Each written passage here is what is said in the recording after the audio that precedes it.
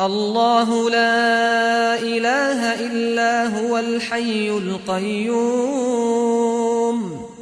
لا تأخذه سنة ولا نوم له ما في السماوات وما في الأرض من ذا الذي يشفع عنده إلا بإذنه يعلم ما بين أيديهم وما خلفهم ولا يحيطون بشيء من علمه إلا بما شاء وسع كرسيه السماوات والأرض ولا يؤوده حفظهما وهو العلي العظيم.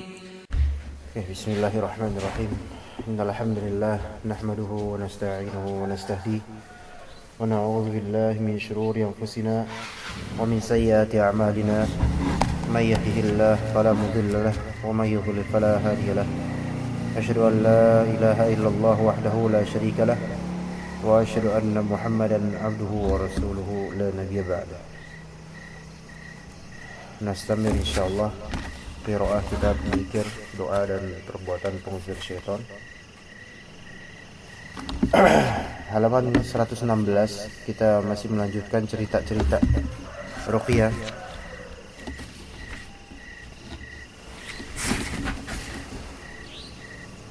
Insyaallah akan ada beberapa cerita yang akan kita baca. Ini cerita ketiga, jin di rumah Abu An-Nadhr. Ibnu Qayyim menyebutkan di dalam kitab Al-Wabil As-Sayyib yang isinya doa-doa zikir, bahwasanya Abu An-Nadhr Hashim bin Al-Qasim berkata, aku pernah melihat dalam mimpi bahwa di rumahku ada suara yang berkata kepadaku, wahai Abu An-Nadhr, pergilah dari kami. Ya, sepertinya memang mengusir dari rumah itu.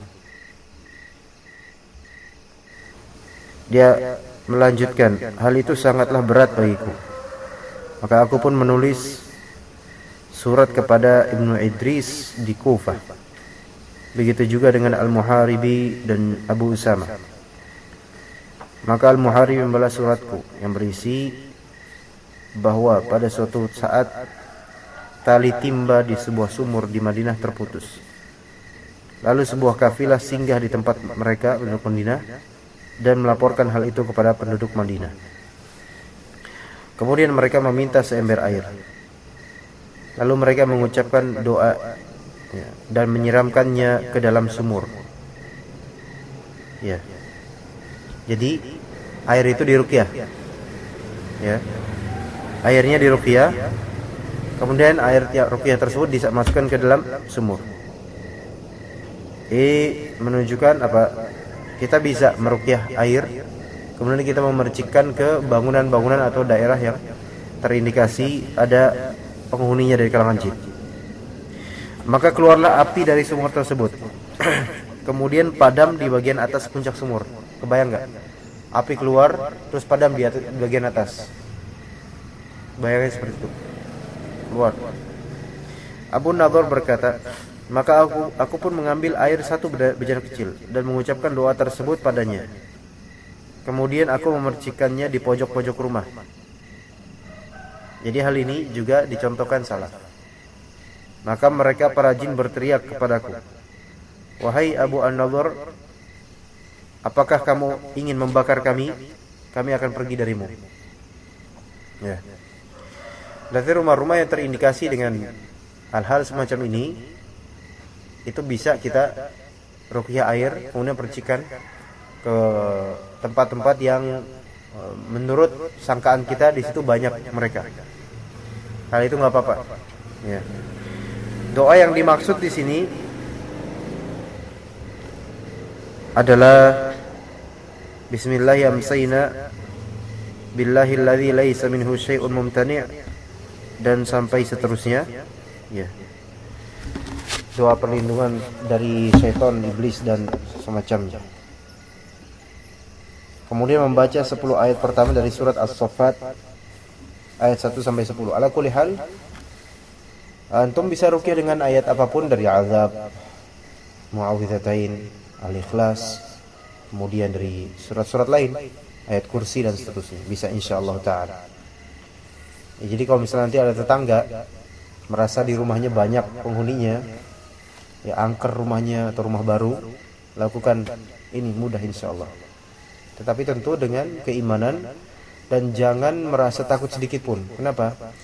Karena kalau misalnya orang yang melakukan ini ada rasa takut, itu efeknya kena nanti dia.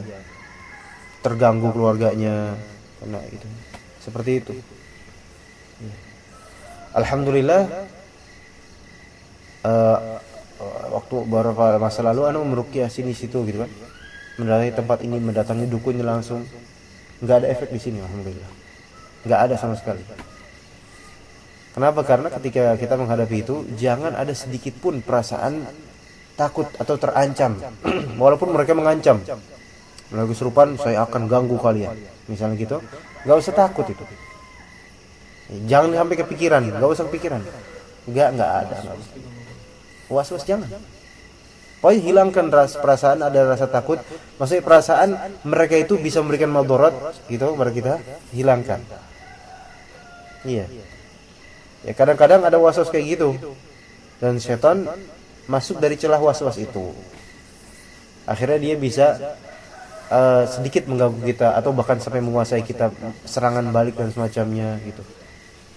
Jadi nggak perlu ada, nggak boleh, nggak usah ada kayak gitu, nggak usah ada rasa takut sedikit pun. Sebesar-besarnya setan itu pun. Ya, meskipun dia menyerang antum secara fisik di tempat kejadian, ya melalui kesurupan. Nggak usah ditakuti. Maka tawakal sama Allah aja. Jadi seperti itu ya. Salah satu cara meruqyah rumah atau meruqyah tempat. Jadi ruqyah rumah atau ruqyah tempat ini nggak masalah. Kita bacakan, waalaikumsalam. Kita bacakan rumah itu dengan tujuan mengusir syaitan, bukan dengan tujuan lain. Karena ada begini. Orang mau menjual rumahnya, ya, mau menjual rumahnya supaya laris. Dia baca Al-Quran di rumah itu. Ini tujuan salah. Atau mendatangkan santri-santri atau ustadz dari pondok-pondok untuk membacakan Al-Quran di rumah itu supaya nanti semenengil dia rumah itu laris. Ini justru target yang salah. Al-Quran jadi jualan. Jadi sebenarnya ini menjadikan Al-Quran sebagai penglaris. Ya, ini kebidaahan. Ya. Jadi malah mengundang syaitan. Jadi begitu ya. Kemudian ada masuk Islamnya jin Buddha di tangan yang mulia Syekh Abdul Aziz bin Bas dan Syekh Abdullah Al-Umari. Nanti ada di akhir kitab ini insyaallah. Kemudian yang kelima, peristiwa di rumah Syekh Abu Bakar Al-Jazairi. Siapa beliau? Syekh Abu Bakar Al-Jazairi. Menulis kitab tafsir Al-Aisar. Aisar Tafasir dan juga kitab Minhajul Muslim. Syekh Abu Bakar Al-Jazairi sekarang ya di Madinah sekarang. Syekh Abu Bakar Al-Jazairi, seorang dosen di Universitas Islam di Madinah Al-Munawwarah berkata, "Aku akan menceritakan peristiwa yang terjadi di rumah kami dan kepedihan yang kami rasakan, serta bekas-bekas peristiwa yang begitu buruk yang kami lihat dengan mata kepala kami sendiri. Bahwasanya saya mempunyai seorang kakak perempuan biasa dipanggil dengan nama Sa'diyah. Waktu kami masih kecil, kami pernah naik pohon kurma yang tumbuh dari bawah sampai atap rumah dengan menggunakan tali yang diikat di tandan atau di pohon tersebut. Kami menariknya sampai ke atap dan kami pun berada di atasnya. Lalu kakak perempuan kami menarik tali tersebut, tapi ia tak kuasa melakukannya. Maka ia pun terjatuh ke tanah dan mengenai salah satu jin. Ya, ini tentu pas peristiwa ya mereka nggak ngelihat. Tetapi bukan saat itu mereka tahunya. Mungkin saat setelah bermasa-masa mengorek-ngorek, bertanya-tanya pada jin itu, kenapa kok kamu masuk-masuk? Ya, berarti dia mengaku bahwasanya waktu jatuh itu jin itu kena. Dan itu nggak sadar, maksudnya tanpa disadari manusia. Dan itu antum mungkin pernah melakukan itu. Ya, antum menendang kaleng, kemudian terkena jin gitu. Jin itu tahu bahwasanya antum nggak tahu. Dan lebih antum nggak tahu bahwasanya antum nggak tahu. Antum tahu bahwasanya antum nggak tahu. Nggak sengaja ya, nggak ngelihat kok. Seakan-akan jatuhnya ia di atas jin tersebut telah membuatnya merasa sangat disakiti. Anda juga pernah menemukan seorang akhwat kenapa kemasukan jin ini? Jinnya mengklaim bahwasanya ketika dia turun kajian, maksudnya turun ke kamar mandi lewat tangga, ada jin di situ sedang menyimak kajian ana. Kemudian dia malah menginjak jin itu. Akhirnya dimasukin itu jin. Wallahu alam, ngakunya begitu. Lalu jin tersebut membalas dendam kepadanya dengan mendatangi di waktu tidurnya 2 atau 3 kali dalam seminggu, bahkan lebih. Lalu jin itu mencekiknya. Kemudian kakak perempuanku yang malang itu pun meronta-ronta, menendang-nendang dengan kedua kakinya dan terguncang-guncang seperti kambing yang disembelih. Dan jin itu tidak melepaskannya kecuali setelah pagi tiba, sementara kakakku bagikan mayat. Ini pada gara-gara sesuatu yang tidak disengaja ini.